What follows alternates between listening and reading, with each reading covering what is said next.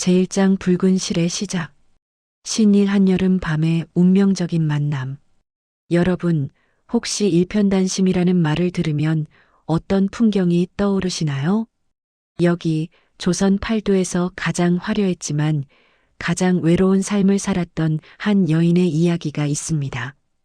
한양에서 이름께나 날린다는 사대부들이 그녀의 눈길 한 번을 받기 위해 기방 앞에 줄을 섰다는 명기, 월화의 이야기입니다.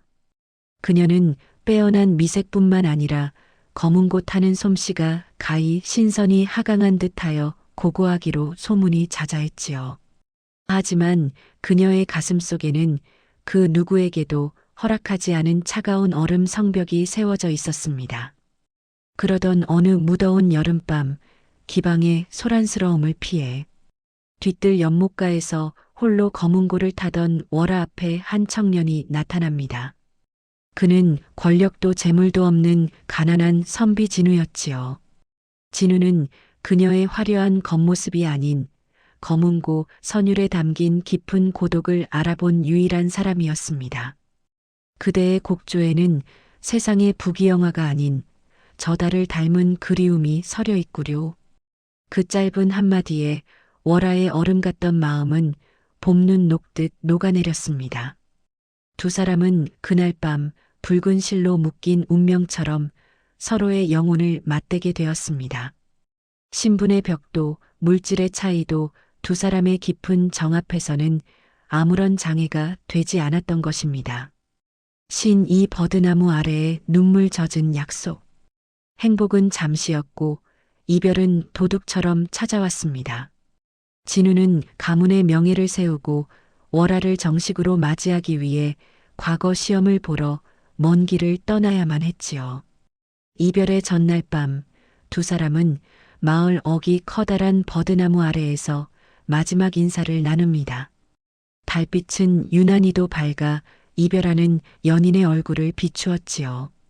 진우는 자신의 품 안에서 낡았지만 은은한 빛을 내는 옷가락지 하나를 꺼내 월화의 손가락에 끼워 주었습니다. 이것은 내 가문의 유일한 갑오이자 나의 심장입니다. 내 반드시 급제하여 비단 가마를 보내 그대를 데려가리니 부디 이 가락지를 보며 나를 기다려 주오. 월화는 차오르는 눈물을 삼키며 대답했습니다. 나으리, 이 가락지가 제 손에 있는 한제 마음은 오직 나으리뿐입니다. 부디 몸 성이 다녀오십시오. 100년이 걸려도 저는 이 자리에서 한 발짝도 움직이지 않겠습니다. 그것이 두 사람의 마지막 대화가 될 줄은 꿈에도 모른 채 월화는 떠나가는 정인의 뒷모습이 지평선 너머로 사라질 때까지 고개를 숙이지 않았습니다. 제2장 기나긴 기다림의 세월. 신삼소식 없는 세월, 쌓여가는 그리움. 진우가 떠난 뒤 시간은 무심하게 흘러갔습니다. 약속했던 과거 날이 지나고 산천이 푸르러졌다가 다시 눈 덮인 겨울이 오기를 수십 번 반복했지요. 하지만 한양에서 돌아온 선비들 중 그 누구도 진우의 소식을 아는 이는 없었습니다. 그 선비는 아마 먼 객지에서 병사했을 걸세. 혹은 다른 지방과 혼인하여 잘 살고 있다더군. 같은 잔인한 소문들이 월화의 귓가를 어지럽혔습니다. 하지만 월화는 흔들리지 않았습니다. 매일 아침 정한수를 떠놓고 그가 무사하기를 빌었으며 밤이면 그와 함께 거닐던 버드나무 아래를 찾아가 옷가락지를 만지며 달림에게 기도를 올렸습니다. 기방의 동료들은 이제 그만 잊으라며 손가락질했습니다. 꽃은 필 때 따야 하는 법인데 너는 왜 시들어가는 꽃잎을 붙잡고 있느냐고 말이죠. 그러나 월화에게 시간은 멈춰버린 것이나 다름없었습니다. 그녀의 마음속엔 여전히 진우와 함께했던 그 뜨거웠던 여름밤의 공기가 고스란히 남아 있었으니까요. 신사유옥의 폭풍 속을 걷는 절개. 세월이 흘러 월화가 중년의 나이에 접어들었음에도 그녀의 기품은 오히려 깊어져 갔습니다.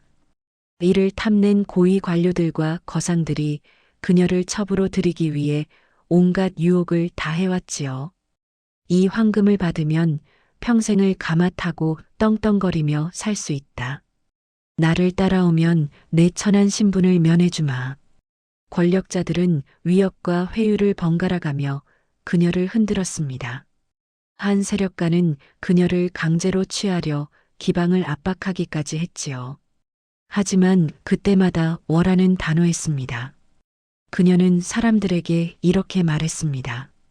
제 몸은 비록 비천한 기생이나 제 정조는 이미 돌아가신 분과 다름없는 그분께 드렸습니다. 죽은 나무에 꽃이 필지언정 제 마음이 두 주인을 섬기는 일은 없을 것입니다. 분노한 권력자들에 의해 고초를 겪기도 하고 끼니를 걱정해야 할 만큼 가난해지기도 했지만 그녀의 손가락에 끼워진 옷가락지만은 단 한 번도 빛을 잃지 않았습니다.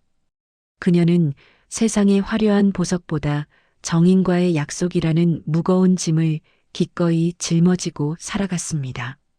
제3장 저무는 꽃잎, 신 500발의 기생, 홀로 지킨 마지막 자존심.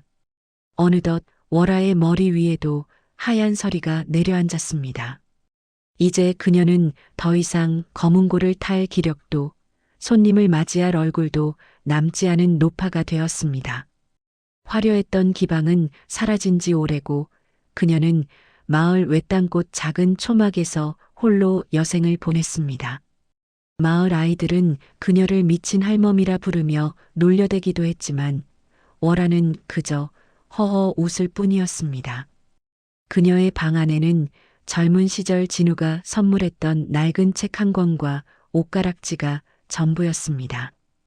그녀는 매일 거울을 보며 머리를 정갈하게 빗고 정인이 당장이라도 문을 열고 들어올 것처럼 집 안팎을 깨끗이 닦았습니다.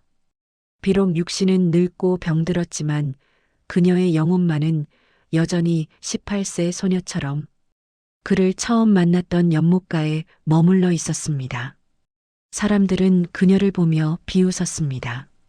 평생을 한 남자에게 저당 잡혀 산 불쌍한 인생이라고 말이죠. 하지만 월하에게 그것은 저당이 아니라 스스로 선택한 가장 고귀한 자유였습니다. 제사장 마지막 등불, 신 육병상 위에서 마주한 그리운 환영.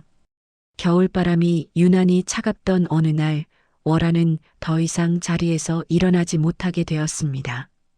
가물거리는 촛불처럼 그녀의 생명도 끝을 향해 가고 있었지요. 의식의 언저리에서 그녀는 환영을 봅니다. 푸른 옷을 입고 밝게 웃으며 자신을 향해 걸어오는 젊은 시절의 진우였습니다. 월하야, 많이 기다렸느냐? 그 목소리가 귓가에 쟁쟁하게 울렸습니다. 월하는 힘겹게 손을 뻗어 허공을 더듬었습니다. 나으리, 이제야 저를 데리러 오셨군요. 소첩 약속을 지켰습니다. 단 한순간도 당신을 잊지 않았습니다. 그녀의 눈에서 뜨거운 눈물 한 방울이 흘러내려 베개를 적셨습니다. 비록 평생을 독수공방하며 외롭게 살았지만 그 찰나의 환상만으로도 그녀의 지난 세월은 보상받는 듯 했습니다. 그녀는 자신의 품속에 고이 간직했던 옷가락지를 꺼내 마지막으로 입을 맞추었습니다. 차가운 옥의 감촉이 마치 정인의 손길처럼 따스하게 느껴지는 순간이었습니다. 신칠 제자의 손을 잡고 남긴 마지막 소원.